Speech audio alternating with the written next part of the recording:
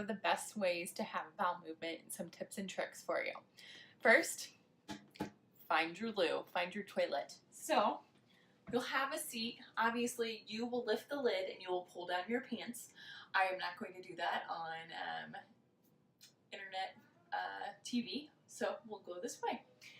Now, if you were to have a bowel movement, how normal people typically do in today's society, we have indoor plumbing, so we have toilets now that puts us at a 90-degree angle. As you get older, toilets seem to be a little bit higher. So at those angles, it is really difficult to have a bowel movement without straining. We know that there's a muscle that links around the rectum. When we sit and stand, it keeps you kinked at a 90-degree angle.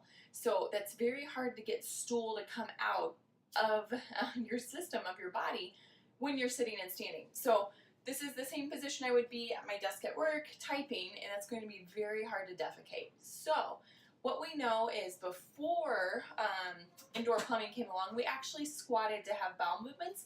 And what that does, there was a study done where they actually did x-rays to look and see how stool was moving through the system in different positions. And they found that squatting is the best position for people to A, have a bowel movement, and B, do it without having to push or strain through those muscles. And for people to actually have to go through that study and want to have an x-ray while doing that, I applaud them. I would not be one of them. But moving on. So sitting here, and then usually with the bowel movement, people are pushing and straining. So to try to get stuff out, so bad for your system. Putting you at risk for hemorrhoids, diverticulitis, prolapse, varicose veins, anything pelvic floor dysfunction. So that can increase your chances of a whole other realm of things that you can find out on my website. But what you want to do is actually get your knees up higher than your hips. So we do this in our household with the good old squatty potty. Our bathrooms have this, and I love them because they have a cutout. So it actually fits nicely underneath your toilet, so it doesn't make it a tripping hazard for my children or us adults. So it's nice because you can pull it out for your bowel movement. It's going to get your knees up higher than that pelvis, so it's going to take that 90-degree angle that you have with sitting and make it more like a straight line. So thinking when you're sitting, you have a kink in your hose that's not going to allow things to come out or as smooth. When you sit with the squatty potty or a child's step stool or old phone books or whatever you can find around your house to prop up your feet.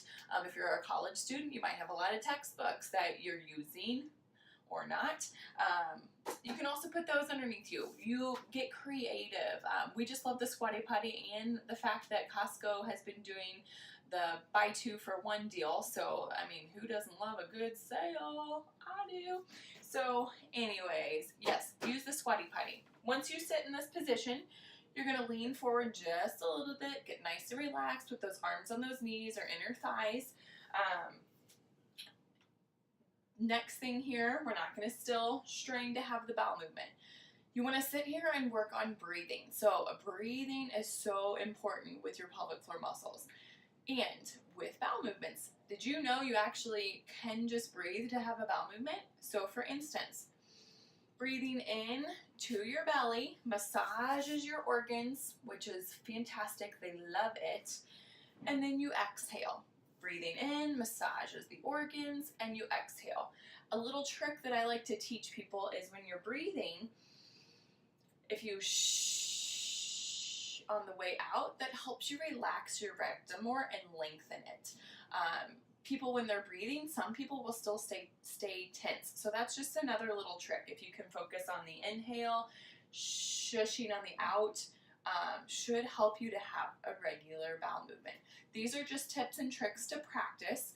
Now, as a mother myself, I will say once I started having children, I was taking less and less time to give myself to have a bowel movement. I was finding myself more stressed when I would sit down, like I only had 30 seconds to get the job done because my kids were screaming and who knows what was going on out there. And I needed to save the situation. I needed to be super mom. While my spouse was taking all the time in the world to have a bowel movement, that was his relaxation time, and as it should be for us as well. So we need to take our time back, save our pelvic floors while taking the time to have a bowel movement. Now notice, ladies, I am sitting on the toilet. This goes the same way with having sitting in public restrooms. Do not hover to have a bowel movement. You are not Marty McFly from Back to the Future. Sit down. Sitting down is going to rest those muscles. You can layer that toilet seat up all you want. I don't care. We know research says that this is cleaner than your cell phones and your computers. So sit your bottom down, save your pelvic floor, and your constipation issues should improve when you're relaxing your pelvic floor more. So if you have any questions, please let me know. My email will be linked below, as well will my website.